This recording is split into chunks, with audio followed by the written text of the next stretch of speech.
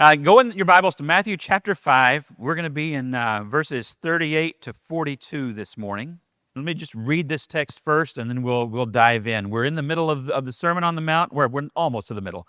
We're in the first third, at the end of the first third of the Sermon on the Mount. And we're looking kind of at a subset of things that he taught within that are all about our integrity. Integrity meaning we walk our talk. If we're going to proclaim ourselves to be disciples of Jesus Christ, then our life, our actions, our attitude, our heart all has to reflect that. And this is where he is in the sermon. So, starting in verse 38, let's read this. This is a little bit today. You have heard that it was said, eye for eye and tooth for tooth. But I tell you, do not resist an evil person. If anyone steps, I guess would still apply. If anyone slaps you on the right cheek, turn on, not, let me just start this sentence over because I changed the meaning there altogether. Do not turn on them. That's the opposite of what he's saying.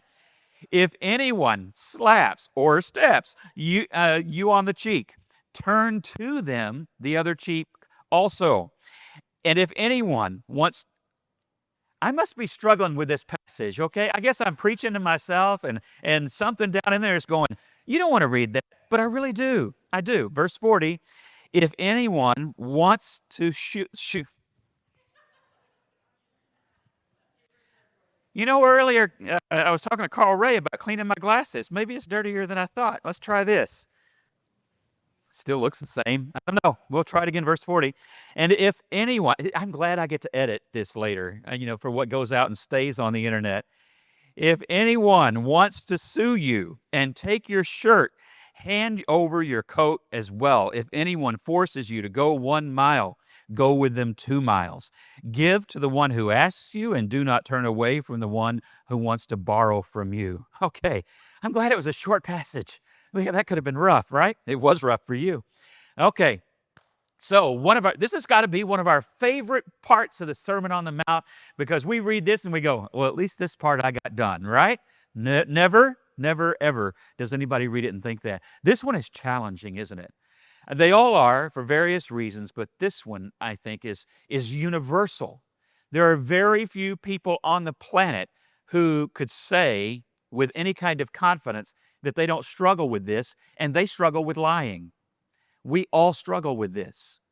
Even if you consider yourself a very passive person and not one, you're more flight than fight, you still struggle with this because in your heart, you may have wanted to do something entirely different and you imagine it for the next week in your head.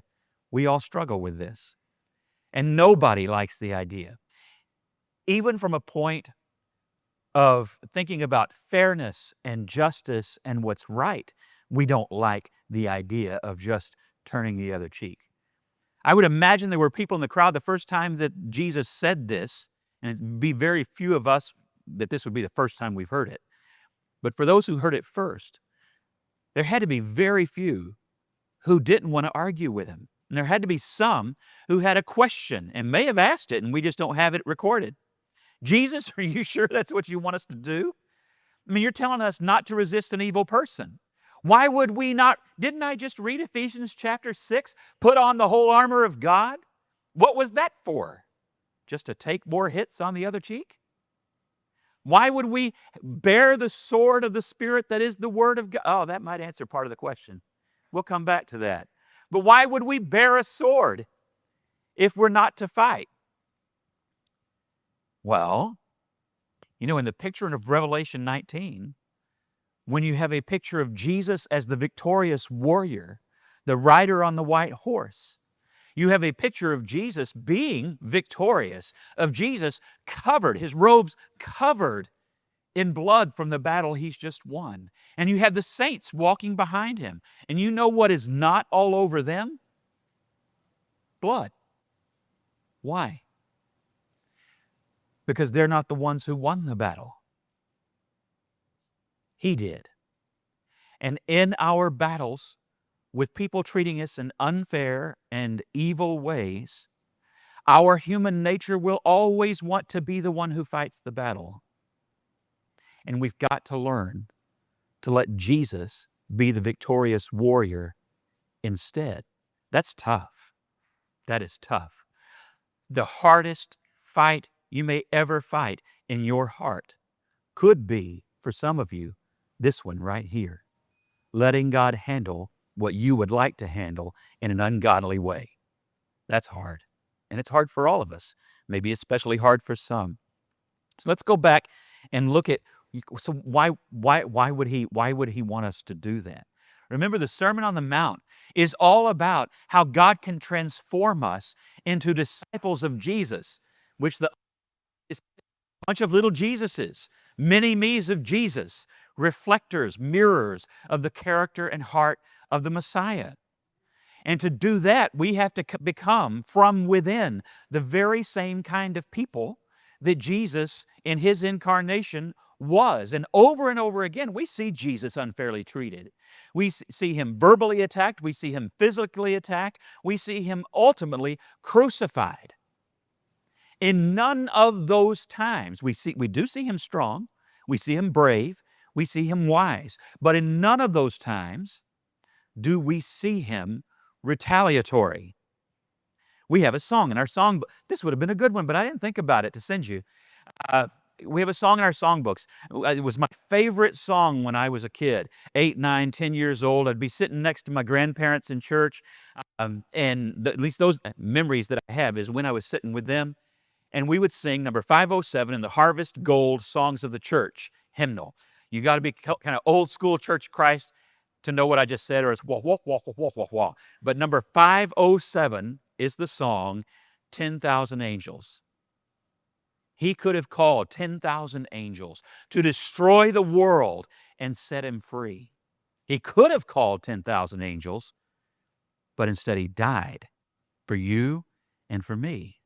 Even as a kid, that was one of the most powerful songs that our congregation sang when I was growing up. To this day, I find that song incredible. I hate it when the song leader, this is a hint for any song leaders, I hate it when the song leaders, and I pray for your forgiveness, when you say, we're going to sing number 507, but we're going to skip the chorus until the very last verse. What? Ungodly. Ungodly. The chorus is the song. That's the victory march, isn't it? But instead, he died. So for us as disciples, what's our victory line? I could say this. I could do this. I could punch back. I could be like that scene out of, what's the name? Fried Green Tomatoes. Some of you ladies could say, Tawanda! And run your car into the person's car next to the shopping carts at Walmart, right? You could do that. You wouldn't be Jesus. It's a funny thing in a movie. It's not funny for a disciple of Christ to do it, right? The victory line is when that's everything that you want to do, and instead you submit to the Spirit, and people can say about you, but instead, she took it, he took it, whatever injustice it was, and stood strong, not just a doormat. God's not saying, Jesus isn't saying, I want a whole bunch of doormats. He never was one. He stood up to the Pharisees, but he did it in a godly way, even trying to persuade them and bring them around, and sometimes successful. Our victory line is when we can say about ourselves too, but instead, God, I wanted to, but thank you, I did this instead. Okay, so that's where he's trying to get us to, and the idea of turning the other cheek, going the extra mile, all of it. So let's look first at what he says. You have heard it said, eye for an eye and a tooth for a tooth. Well, they've not just heard it said, it was God who said it. That's straight out of the law of Moses, which is really the law of God, not the law of Moses, but straight out of the law.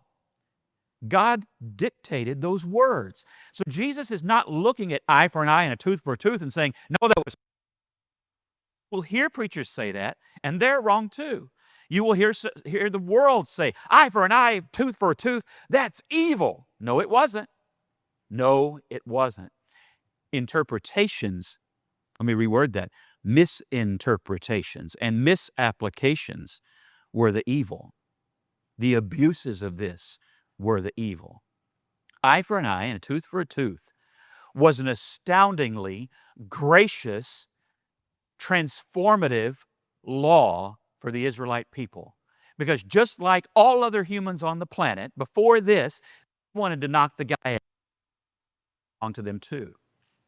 They wanted to burn the house down of the person who had run over their chicken too, right? And that's wrong. Those kinds of retaliations and that kind of vengeance is wrong. No matter how strongly you feel it, no matter how strongly you imagine that you are justified and how much you rationalize it, revenge is not of the Holy Spirit. It's wrong. And so God steps in the people of Israel in giving them this law that was supposed to make them the light of the world, a city on a hill, people who had a different way of living and a different way of doing justice, a right and holy way of doing justice. And God says, only an eye for an eye, meaning if somebody pokes out your eye, you don't get to chop off their arm. You don't get to send them to prison for life. You don't get to hang them. You are limited to what they've done to you. It's just an Old Testament way of saying no cruel and unusual punishment. The punishment must reflect the crime. There are limits under the law of Moses to what you can do when somebody has done something wrong to you and when there is legal recourse for that. You can't take more than they took. You can't punish more than what they did. Okay? So that's the idea. It's not license. Jesus has to remind them of this because they're using it as license.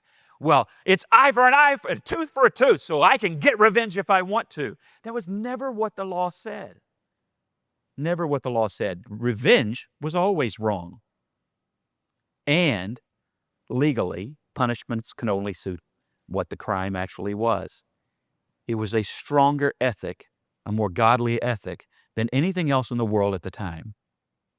And it made them a more holy people of the light. And so Jesus says, you've heard it said, and you've taken it in all the wrong ways. Eye for an eye, tooth for a tooth. But I tell you, do not resist an evil person, which again, I think sent shockwaves through the crowd. If anyone slaps you on the right cheek, turn to them the other also. Even now, we have Pharisees among us who read that and go, he said, turn the other cheek. They hit me on the right. Jesus, I let them hit me on the left. And then I'm free to do what I want to do. And that is wrong. That is not what he said. That is the loopholeism of a person who wants to do evil and justified. It's ungodly. Okay? But this is what we try to do. But it was never, ever meant to be a license like that. Living this way is a bit of a challenge. And it's meant to be a challenge. If you've got to go and for example, he also says, if somebody says to you, I want you to carry my stuff, you don't just go with them. Law, probably a lot of you know this. If a Roman soldier walks up to a Jewish man and says, you're going to carry my pack for the next mile, they could do that. They could make them carry it for a mile, right?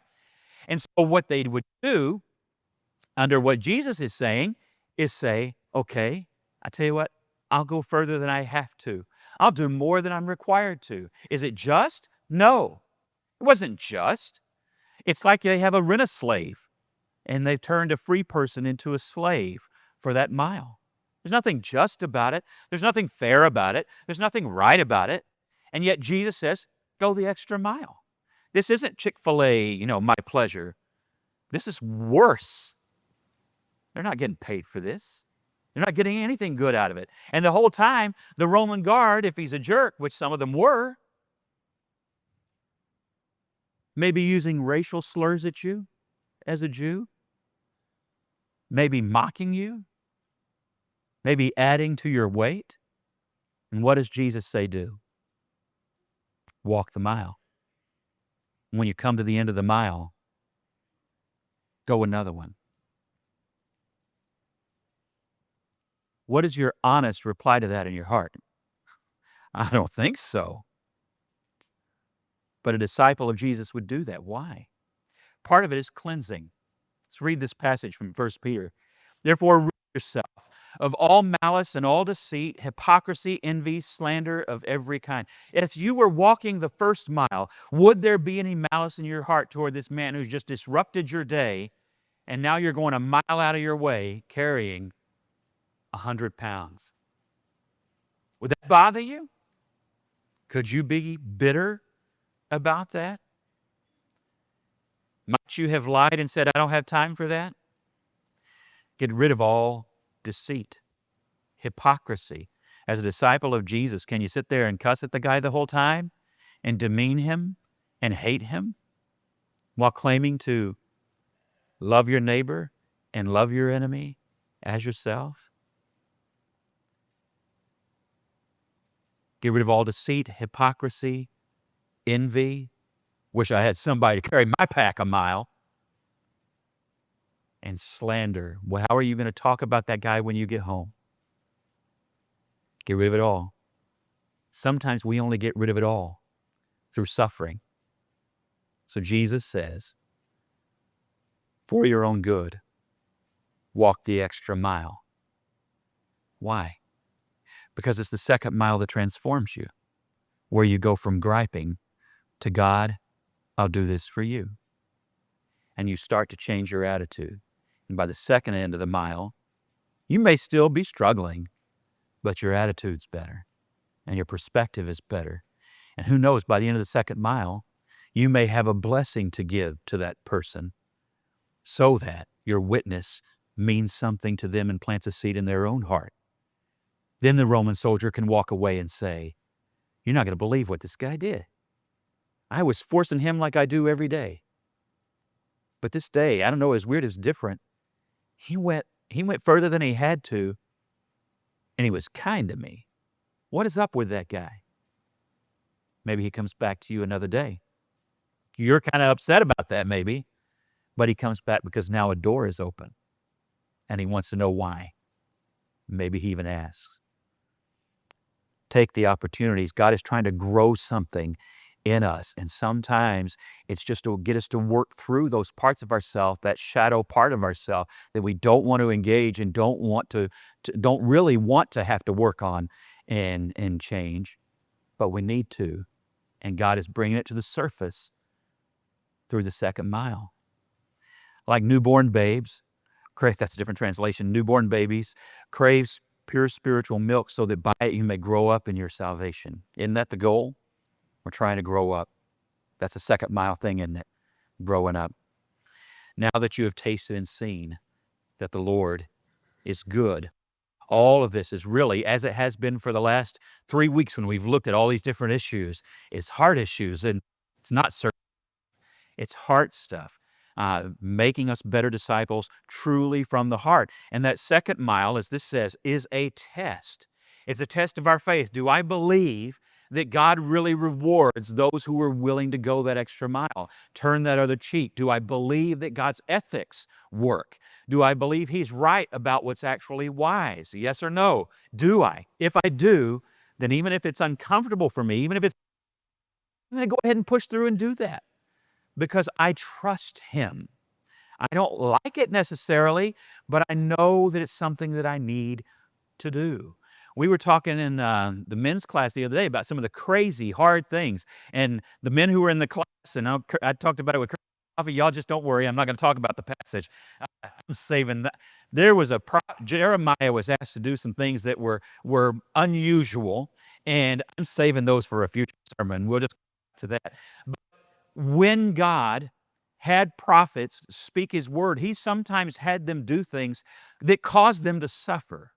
And the author of the book that we're looking at, Crazy Stories Saying God, his name is John Allen Turner. He makes the point that God just had them act it's kind of performance art, like for Ezekiel and sometimes Jeremiah and Isaiah. And He doesn't just have them do these things because it's sensational or because it gets people's attention. The prophet himself has to suffer in order to truly get the message across. We as Christians sometimes, to learn what we need to learn, None of us like these kinds of things, but it's true. In order to bear witness to the people we may need to bear witness to, we'll sometimes also have to suffer the way they did. We'll have to do things that are hard. We'll have to do things that are uncomfortable. We'll have to be kind when we would rather be something else. We'll have to be forgiving when we would rather build up a grudge. We have to take those steps because it's the godly thing to do, and it is a test of our loyalty to God. Am I more loyal to the God who calls me to a godly character, or am I more loyal to my feelings? We live in a culture that is far more loyal to its feelings than to its God. We need to be the outliers. We need to be the city on a hill. We need to be the light of the world that shows a better way forward than that. One that shows grace instead, mercy instead, kindness instead. That needs to be us. It's not always easy. We all fail. I fail. We all fail. This cartoon, I added a whole slide just because I wanted you all to see that.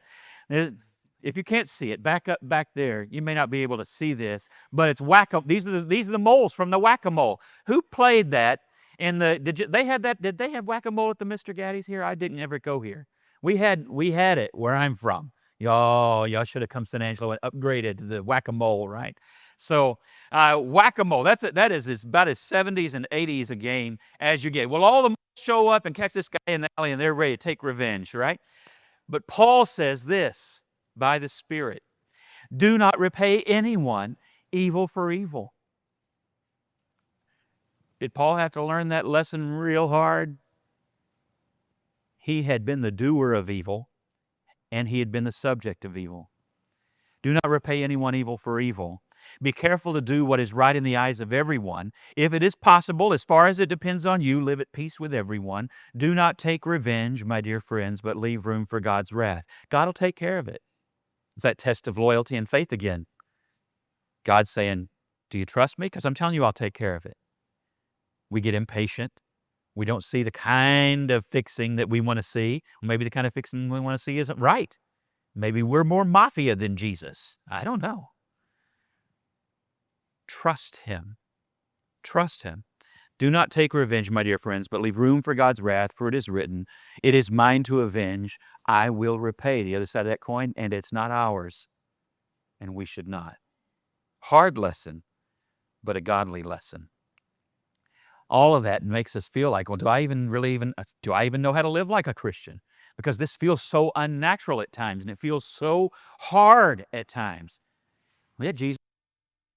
Again, some of you have had this experience because of injuries and things like that, or a stroke, where you've had to learn how to walk again, or you've had to learn to walk in new ways, put your weight in different places, rebuild muscle that you've lost. And you need somebody during those times to coach you through that. You have to have a physical therapist. You have to have friends who will walk with you up and down the halls, and family. Walk again. So is everyone who comes up out of the water. When you come out of the water, and it says you're going to get to walk in new life, Romans 6, 3, and 4. Yeah, and that new walk is totally new. You will have to learn how to do this differently, because all of your instincts, well, most of them are wrong, right? That's why we ended up in need of a Savior to begin with. So you have to learn how to walk again. Trust the one who teaches you, and that's Jesus. Look to how he treated people when they were wrong to him. When he says, turn the other cheek, did he? Yes, he did. Over and over and over again. Look at how he did it. And look at the different circumstances. He doesn't make himself a doormat. Sometimes he walks. That's one time they have him at a cliff. They're ready to throw him off. Right in his own hometown. What does he do? He stands strong, and he literally walks through the crowd. If you've ever been in a crowd that's ready to kill you and you just walk right through them, that's not wimpy. That was strength. That was self-control. And he walked through them in a way that they didn't actually take him on. Think about that for a second. He stood strong, but he stood strong as much to himself and the flesh as he did to them. It's a two-way strength we need. Because again, sometimes our biggest challenge would be right in here. All right? I didn't read it, but you read it, right? 1 Peter chapter 2, to this you were called because Christ suffered for you, leaving you an example that you should follow in his steps. Put that on a Post-it note and put it where you're going to see it all the time, because that's our calling. It's not just to submit to Jesus, it is to become Christ-like people who live as Jesus lived. And then you do that in the second mile. Somebody asks you to go with them 1 mile, you go 2. Well, I didn't really want to do that, but I thought it needed to be done because Jesus kept telling me I needed to do it. Good. Now do it again. Why? Because it shapes who you are. That second time and that second mile makes you a better person. But more than that, because we're not here just to be better people. It makes you like Jesus, with a Jesus impact for the kingdom on those people's heart. And that is our calling, to speak the word, to live the word, and to show people Jesus face to face.